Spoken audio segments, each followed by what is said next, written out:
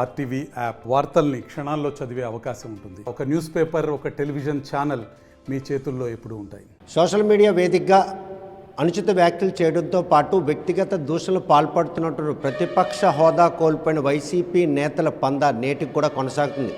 వారిని అరికట్టేందుకు కూటమి ప్రభుత్వం ఒక కఠినమైనటువంటి నిర్ణయం తీసుకుంది. అందులో భాగంగానే ఇటువంటి అనుచిత వ్యాఖ్యలు చేయడం కానీ వ్యక్తిగత దూషణ చేసిన వారిని చట్టపరంగా శిక్షించేందుకు శ్రీకారం చుట్టింది. అయినప్పటికీ కూడా ఈరోజు వారి వైఖరిలో ఎటువంటి మార్పు లేకుండా జనసేన పార్టీ అధినేత రాష్ట్ర ఉప ముఖ్యమంత్రి అయినటువంటి పవన్ కళ్యాణ్పై ఇప్పటికి కూడా అనుచిత వ్యాఖ్యలు చేయడంతో పాటు సోషల్ మీడియాలో అసభ్యకర పోస్టులు కూడా చేస్తున్నారు. ఈ విషయంపై మనతో మాట్లాడడానికి ఉమ్మడి శ్రీకాకుళం జిల్లా జనసేన అధ్యక్షులు రాష్ట్ర కార్యదర్శి పిసిని చంద్రమోహన్ ఉన్నారు. చూస్తే కనుక కూటమి ప్రభుత్వం కొలుద్దీరి 5 నెలలు కావస్తుంది. ఒక పక్క సంక్షేమం, మరోపక్క అభివృద్ధితో పాటు ఏదైతే ప్రతిపక్షం గత 5 ఏళ్ళుగా సృష్టించినటువంటి ఈ సోషల్ మీడియా ప్లాట్ఫామ్ ఉందో దానికి కోట్లాది రూపాయలు ఖర్చు చేసి ఈరోజు వ్యక్తిగత దూషణలతో పాటు అనుచిత వ్యాఖ్యలు, వీడియో పోస్ట్ ఈ పరిణామాలను చెక్ పెట్టేందుకు కూటమి ప్రభుత్వం చేసిన ప్రయత్నంలో ఈరోజు పవన్ కళ్యాణ్ టార్గెట్ చేస్తూ ఇప్పటికి కూడా దూషణల పరంపర కొనసాగిస్తున్నారు. ఏ విధంగా తీసుకుంటారు? ఏదైతే ఆంధ్రప్రదేశ్ రాష్ట్ర ఉప ముఖ్యమంత్రి జనసేన పార్టీ అధినేత శ్రీ కొనిదెల పవన్ కళ్యాణ్ గారు ఈ రాష్ట్రంలో వైఎస్ఆర్ కాంగ్రెస్ పార్టీ అధికారంలో ఉన్నప్పుడు సోషల్ మీడియా వేదికగా వ్యక్తిగత దూషణలు అనేక మంది పెద్దలు దాంట్లో అనేక మంది ప్రజాధనాన్ని దుర్వినియోగం చేసినట్టు ఏదైతే తప్పిదాలు ఉన్నాయో దాని మీద క్రమశిక్షణతో పాటు ఏదైతే చట్టపరంగా వారిని శిక్షించాలని చెప్పేసి కూటమి ప్రభుత్వం నిర్ణయం తీసుకుంది. అది ప్రజలే కాదు మేధావులు అందరూ కూడా ఆశీర్వదిస్తూ ఉన్నారు.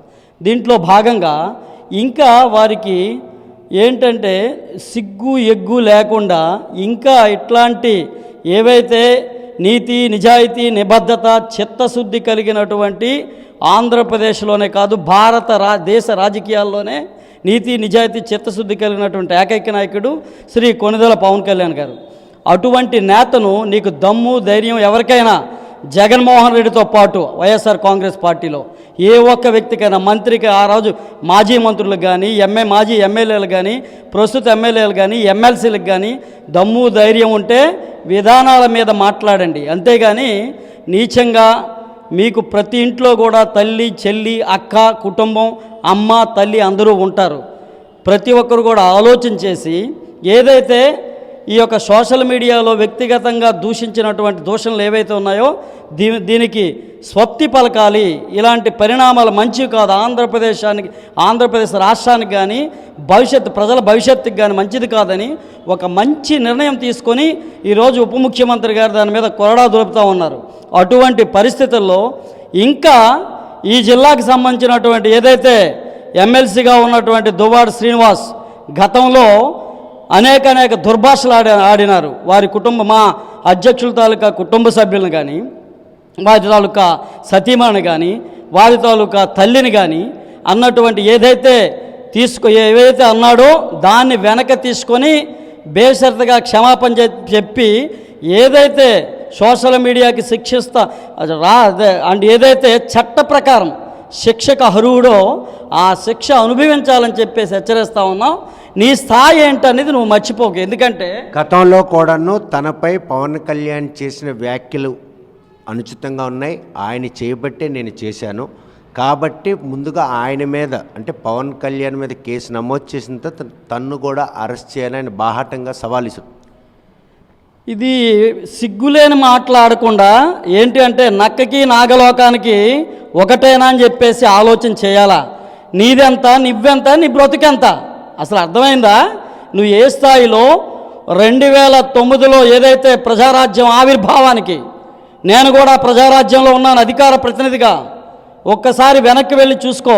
నీ రాజకీయ భవిష్యత్తుకే శ్రీ కొనిదెల చిరంజీవి గారు ఇచ్చినటువంటి భవిష్యత్తు నీకు. ఏదైతే స్వర్గీయ రావతీపతి గారు చనిపోతే మళ్ళీ బై ఎలక్షన్లో కూడా నీకు అన్ని విధాలా సహకరించి ఎన్నికల్లో నిల్చోబెడితే ఆ తరువాత తదనంతరం ఏదైతే మెర్జ్ అయిందో కొందరు కుయ్యత్తుల్లో భాగంగా ఆనాడున్నటువంటి కాంగ్రెస్ పార్టీ నేతల కుయ్యత్తుల్లో భాగంగా ఈ మధ్య అయిందో ఏదైతే ప్రజారాజ్యం పార్టీ తదనంతరం నువ్వేదైతే వైసీపీలోకి వెళ్ళు, ప్రజాస్వామ్యంలో ఎవరు ఏ పార్టీకైనా వెళ్ళొచ్చు, పార్టీల్లో ప్రజల కోసం పనిచేయచ్చు. కానీ ఒక నీతి, నిజాయితీ, నిబద్ధత, చిత్తశుద్ధి, తన సొంత డబ్బులు ఏదైతే తన కష్టార్జితాన్ని ప్రజలకు వెచ్చించినటువంటి నేత భారతదేశ రాజకీయాల్లో కాదు, ప్రపంచ రాజకీయ చరిత్రలో వినము కనము. అటువంటి వ్యక్తిని అంటా ఉన్నావంటే నీకు సిగ్గు ఎగ్గు ఏమైనా ఉంటే అట్లాంటివి వెనక్కి తీసుకో, లేదంటే తీవ్ర పరిణామాలు ఉంటాయి. నువ్వు జిల్లాలో కూడా తిరగనేనని చెప్పి హెచ్చరిస్తా ఉన్నాను. ఎందుకంటే నువ్వు చేస్తున్నది ఏంటి? ఒక దేవుడి మీద, మహాత్ముడు, ఈ ఆంధ్రప్రదేశ్లో ఉన్నటువంటి 5 కోట్ల ప్రజలకు, ప్రజల జీవితాలకు భరోసానిచ్చినటువంటి ఏకైక నాయకుడు శ్రీ కొణిదెల పవన్ కళ్యాణ్ గారు. అటువంటి నేత మీద అంటే ఆగ్రహానికి ఏదైతే నువ్వేదైతే కోరుతా ఉన్నావో, నువ్వు కోరుతా ఉన్నది ఏంటంటే అది చాలా తప్పు. ఎవరి స్థాయిలో వాళ్ళు మాట్లాడాలా. నీకు దమ్ము ధైర్యం ఉంటే విధానాల మీద మాట్లాడు. కానీ కేసులకు తాను ఎక్కడా భయపడేది లేదు. వారు ఎంత రెచ్చగొడితే నేను అంతే రెచ్చిపోతాను. గతంలో వారు చేసిన వ్యాఖ్యలపై వారి శిక్ష పడితే తప్ప తాను తగ్గేదే లేదు అన్నట్టు తేల్చి చెప్పే పరిస్థితుల్లో దువ్వాడ శ్రీనివాస్కి నేను హెచ్చరిస్తూ ఉన్నాను, సూచిస్తూ ఉన్నాను.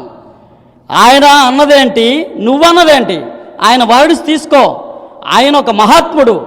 శ్రీ కొణిదెల పవన్ కళ్యాణ్ గారు అన్నటువంటి విధానాన్ని తీసుకో.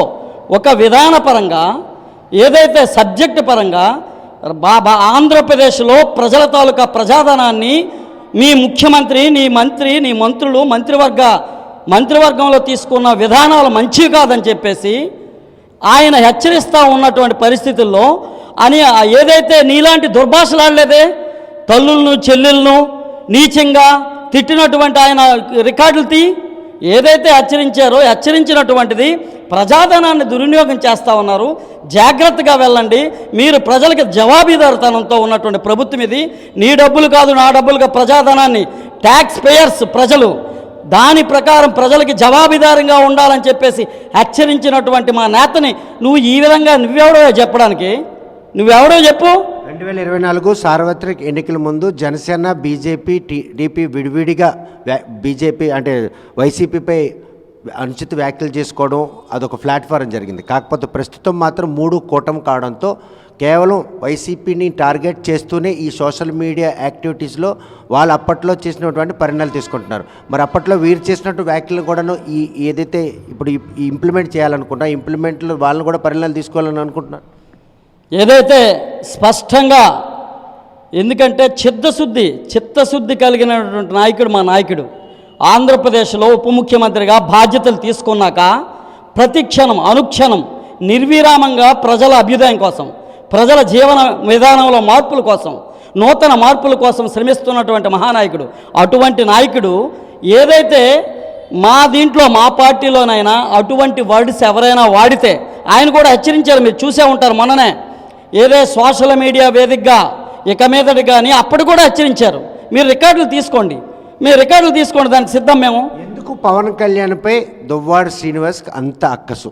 రాజకీయ భవిష్యత్తును మళ్ళీ ఇచ్చాడని అన్నదమ్ముడి మీద విశ్వాసం లేదు.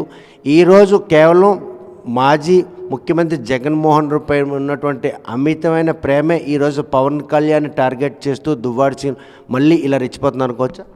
తప్పకుండా అనుకోవచ్చు. ఎందుకంటే ఆల్రెడీ మీరు ఒక్క పరిణామం తీసుకోండి. ప్రజారాజ్యం ఆవిర్భావానికి ముందు ఆయన ఒక జడ్పీటీసీ, అంతే కదా, జడ్పీటీసీగా కూడా అణచవేతకు గురవుతూ ఉన్నాడు. ఈ జిల్లాలో అణచవేతకు గురవుతూ ఉంటే ప్రజారాజ్యం ఆవిర్భావంలో తిరుగుతూ ఉంటే కులాలకు అతీతంగా, మతాలకు అతీతంగా సామాజిక న్యాయం కోసం ఏర్పడినటువంటి ఆనాడు ప్రజారాజ్యంలో మంచి చోటు కల్పించినటువంటి మహాత్ముడు శ్రీ కొణిదెల చిరంజీవి గారు. ఆ విశ్వసనీయత దువ్వాడ శ్రీనికి లేదా? ఆ విశ్వసనీయత లేనట్టే కదా. విశ్వసనీయత, విధేయత ఎటువంటి ఏ కోచానా లేనటువంటి వ్యక్తే ఈ దువ్వాడ శ్రీనివాస్. ఎందుకంటే నీకు ఆ రోజు సీట్ ఇచ్చి ఓడిపోయిన తర్వాత కూడా బై ఎలక్షన్లో మళ్ళీ సీట్ ఇచ్చి నీకు కావలసినటువంటి వనరులు కూడా సమకూర్చి నువ్వు పెట్టలేనటువంటి నీ ఆర్థిక పరిస్థితి ఏంటి? ఇప్పుడు నీ ఆర్థిక పరిస్థితి ఏంటి? నువ్వు చెప్పు. నువ్వు ఇచ్చినటువంటి స్టేట్మెంట్స్ ఏంటి? నువ్వు ఆల్రెడీ పోటీ చేసినప్పుడు ఇచ్చినటువంటి నీ తాలూకా పరిస్థితులు ఏంటి? ఇప్పుడు నీకు ఎలా వచ్చే డబ్బులు? దాన్ని సుస్పష్టంగా చెప్తే దానికి అందరూ కూడా జవాబుదారుగా ఉంటారు. ఆర్థిక పరిస్థితి ఉందన్నట్టు అహంతోనే ఈరోజు ఉప ముఖ్యమంత్రిపై అటువంటి వ్యాఖ్యలు చేయడానికి వెనకాడడం లేదా?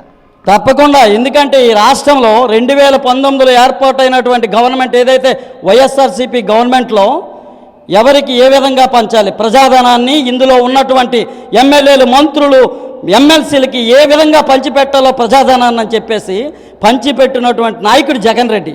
అందుకే ఆ విధంగా అందరికి కాదు, ప్రజలకు ఇవ్వలేదు వదిలే, అందులో ఉన్నటువంటి ఎంపీటీసీలు, సర్పంచులు, జడ్పీటీసీలు వాళ్ళ విధులు బాధ్యతలు కూడా లేవు, హరించేశాడు. కానీ ఇప్పుడు ఉన్నటువంటి వీళ్ళకి ఒక 25 మందో 30 మందినో పెంచి పోషించి ఉన్నటువంటి ఏదైతే కూటమి ప్రభుత్వంలో ఉన్నటువంటి 3 పార్టీల మీద కూడా 3 పార్టీలో ప్రధానంగా నీతి నిజాయితీ చిత్తశుద్ధి కలిగినటువంటి నాయకుడు నిజాయితీ బోర్డు ఆయన హేళన చేస్తే వెనక్కి వెళ్ళిపోతారని ఇదొక కుయత్తుల్లో భాగంగా వచ్చారు. ఏదైతే ఆయన ఎటువంటి అవమానాలు కూడా భరించి ప్రజల కోసం, ప్రజా శ్రేయస్సు కోసం, ప్రజా అభ్యుదయం కోసం భరించి ముందుకొచ్చి 100 స్ట్రైక్ రేట్తో 21 2 ఎంపీలు గెలిచి ప్రజలందరూ కూడా విశ్వాసాన్ని చొరగొని ప్రజలందరూ కూడా మంచి పరిపాలన అందిస్తున్నటువంటి మహానాయకుడు, మహాదేవుడు మా పవన్ కళ్యాణ్ గారు. అటువంటి నాయకుడిని నీవు అంటా ఉంటే నీకు ఇక రోడ్ల మీద తిరిగే పరిస్థితులు కూడా లేవని చెప్పేసి హెచ్చరిస్తూ ఉన్నాం. ప్రభుత్వం ఏదైతే రాజ్యాంగబద్ధంగా సోషల్ మీడియాలో నీవు చేసినటువంటి తప్పిదాలు ఏమున్నాయో దానికి శిక్షకు నువ్వు ఒప్పుకో, తర్వాత శిక్షారూఢుగా ఉంటే తర్వాత ప్రజలు క్షమిస్తారు. నువ్వు చేసినటువంటి చెప్పేదేమో శ్రీరంగ నీతులు, దూరేవేమో ఆ గుడిసెలే కదా. నువ్వు చెప్పేది నీతి నిజాయితీ ఎవరిని అంటున్నావు ఒకసారి ఆలోచించే. నువ్వు చెప్తా ఉంటావు, నేను వింటా ఉంటాను. ఒక దీంట్లో నువ్వు చెప్తావు నిజాయితీగా, మాటలేమో నిజాయితీగా ఉంటాయి, నువ్వు చేసేవి, నువ్వు దూరేవి అవే గుడిసెలు కదా. ఇంతకంటే చిక్కి ఇంకోటి ఉందా శ్రీనివాస్? తెలుసుకో.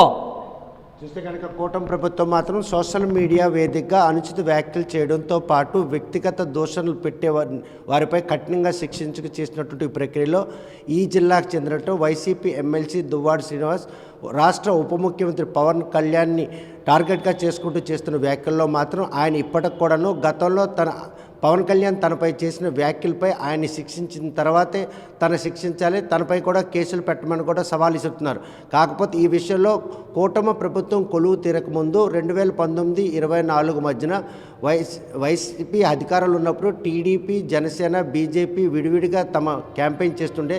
ఇప్పుడు కూటమి ప్రభుత్వం కొలువు తీరిన తర్వాత అప్పట్లో వారు చేసినటువంటి అనుచిత వ్యాఖ్యలను పరిగణనలు తీసుకొని కేసులు కడతారా, లేకపోతే తమ వ్యాఖ్యలనే పరిగణనలు తీసుకుని కేసులు కడతారా అని చెప్పేసి దువ్వాడ శ్రీనివాస్ ప్రశ్నలు ఇస్తున్నారు. అయితే ఈ విషయంలో మాత్రం దువ్వాడ శ్రీనివాస్కు రాజకీయ భవిష్యత్తు కనుమరుగైపోయిన తరుణంలో 2009 ఎలక్షన్లో ప్రజారాజ్యం పార్టీలో తగిన గుర్తింపునిచ్చినట్టు చిరంజీవికి విధేయుడైనటువంటి దువ్వాడ శ్రీనివాస్ ఈరోజు తన తమ్ముడు రాష్ట్ర భవిష్యత్తు కోసం అవమానాలను కూడా పక్కన పెట్టి రాష్ట్ర ప్రయోజనాల కోసం ఈరోజు ఒక ఉప ముఖ్యమంత్రి హోదాలో ఉన్న వ్యక్తిని ఇటువంటి అనుచిత వ్యాఖ్యలు ఇక ముందు చేస్తే మాత్రం జిల్లాలో తిరగనిచ్చే పరిస్థితి లేదని పిసిని చంద్రబాబు మాత్రం హెచ్చరిస్తున్నారు. మరి ఈ విషయంలో ఎమ్మెల్సీ దువ్వాడ శ్రీని తగ్గుతాడా, లేకపోతే చట్టపరంగా చర్యలు తీసుకునేందుకు కూటమి ప్రభుత్వం తీసుకున్న నిర్ణయంలో కేసులు పాలై జైలుకి వెళ్తారా అన్న విషయం వేచి చూడాల్సిందే. వీడియో జర్నలిస్ట్ రామకృష్ణతో సత్యం, RTV శ్రీకాకుళం. మరిన్ని వీడియోస్ కోసం ఛానల్ ని సబ్స్క్రైబ్ చేయండి, లేటెస్ట్ అప్డేట్స్ కోసం వాట్సాప్ ఛానల్ ని ఫాలో చేయండి అండ్ లింక్ డిస్క్రిప్షన్ లో ఉంది.